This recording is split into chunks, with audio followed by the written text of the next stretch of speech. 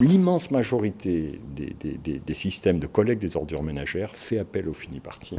Enfin, à une forme de travail à la tâche, on va dire, pour englober toutes les variétés. Le problème, c'est qu'à Marseille, pour des raisons de clientélisme, le contrôle du travail a été confié au cœur même du système clientéliste, c'est-à-dire cette couche historique des agents de maîtrise qui font le cœur du système de cogestion marseillais.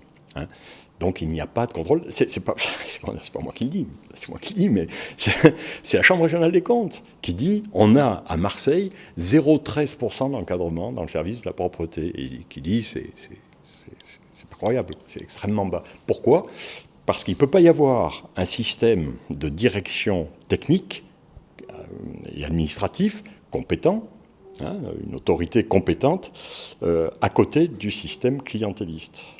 Les deux ne peuvent pas cohabiter, il faut choisir.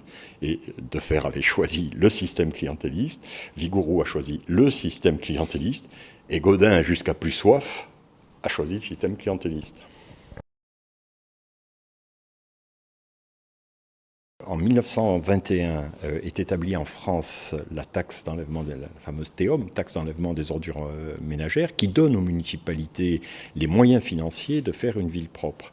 Et à ce moment-là, à Marseille, politiquement, domine ce qu'on appelle le sabianisme, c'est-à-dire des leaders politiques, et Sabiani est, dans les années 30, quasiment le maire, quoi, avec un pouvoir municipal assez affaibli, c'est lui qui tient les affaires. Et Sabiani est un bandit, un bandit, et il recrute des centaines. Le service des éboueurs, c'est vite vu. Le service de la propreté de la ville double en quasiment moins de 2 ans.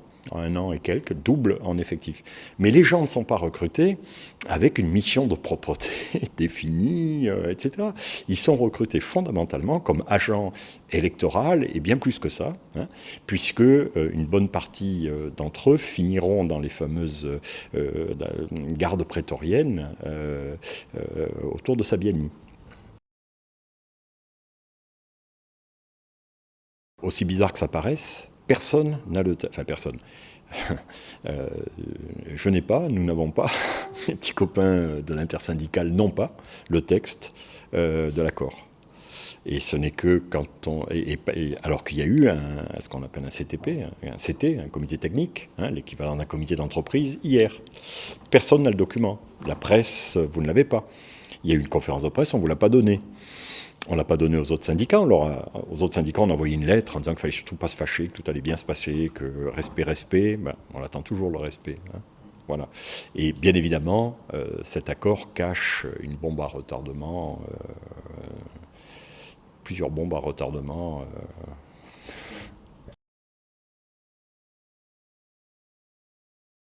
Attention, si on perd le contact avec la population, la compréhension de la population, on va dans le mur. Voilà, c'est vrai pour les éboueurs, c'est vrai pour des tas de corporations aujourd'hui. Si on n'a pas, en tant que service public, si on n'a pas la compréhension, c'est vrai pour les transports par exemple, si on n'a pas,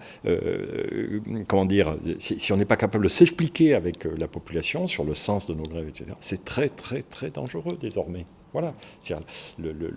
Les gens ne veulent pas financer un service public qu'ils ne comprennent plus du tout et dans lequel ils supposent qu'il se passe des choses extrêmement obscures.